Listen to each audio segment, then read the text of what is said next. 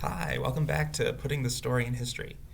Today we're going to talk about something that happened pretty recently, but has pretty big effects on today in the United States, which is the end of neutral news. You may not even necessarily be aware that this happened, but you may have noticed, right, that the news has gotten more political. They have talk shows where they have people from different sides talking, stuff like that, and it's become more of like a debate sort of thing. Or maybe certain news channels are very one-sided, and you might wonder why that is. Well, I did some research, and now I know why that is, and so I'm going to tell you about it.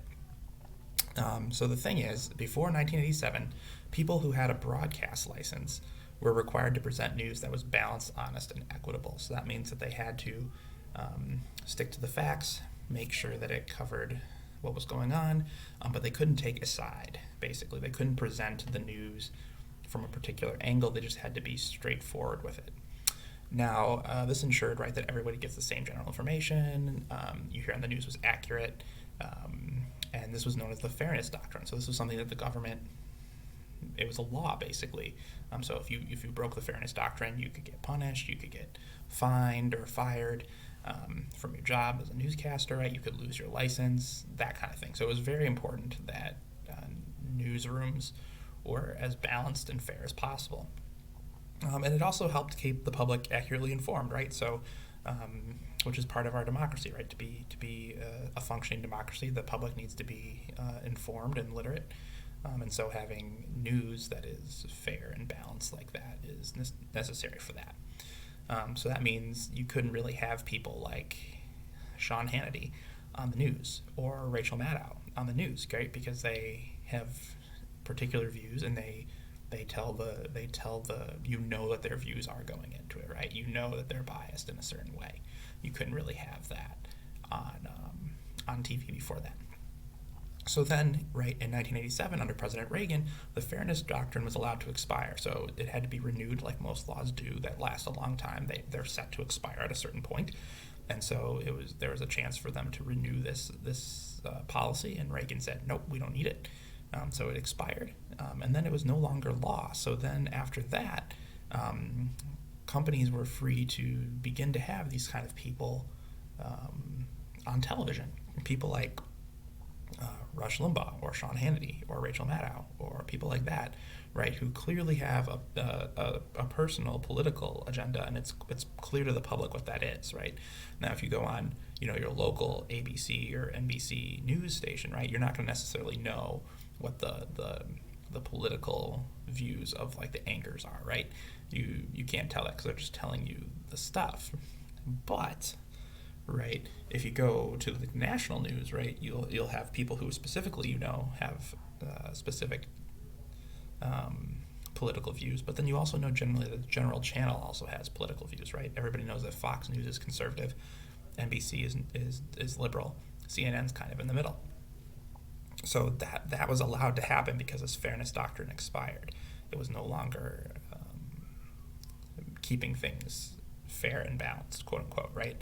So now you have channels like Fox News, right, who are funded by right-wing donors and the super rich, and they're basically been given a platform to build a false or semi-false narrative, right? Nobody really trusts what Fox News says anymore, and that's because this channel is allowed to lie, right? They're able to do that on the news, and people think of it as the truth. So now, over the last 30 years, this small decision by the Reagan administration to not extend the Fairness Doctrine has kind of snowballed into this current political climate where half the country gets its information from a propaganda network, and the other half gets it from, I'm not going to say that NBC is perfect, but the other news stations, right, are a little bit more reliant on the facts and telling the truth and stuff like that. And so the politicization of the news and the polarization of our politics can be directly tied to this moment where Reagan allowed this policy to expire. And you can even tie Trumpism in the United States to it. So now this Fairness Doctrine can easily be restored with legislation. And with Biden as president and slim majorities in the House and the Senate, he could get it through with no issue, and it could be codified again and legal. And now that would make it difficult to spread disinformation, at least in news broadcasts. But with the advent of social media and how that's changed the way we get our information, he could also easily add social media into that law, and make it so that social media also has to be fair and balanced and unbiased like that, especially when it's coming from reputable sources.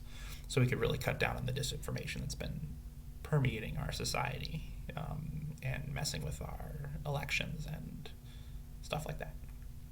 Right? So what are some of the things that this new law could possibly do? Well, companies who broadcast the news would now need to stick to the facts, and they couldn't politicize the news anymore. They couldn't really offer their opinion on what was happening. They would just have to say what was happening. Politicized talk shows would need to move off of news channels, so they have to be on specific channels that are dedicated to not being the news. And it would really prevent the spread of disinformation.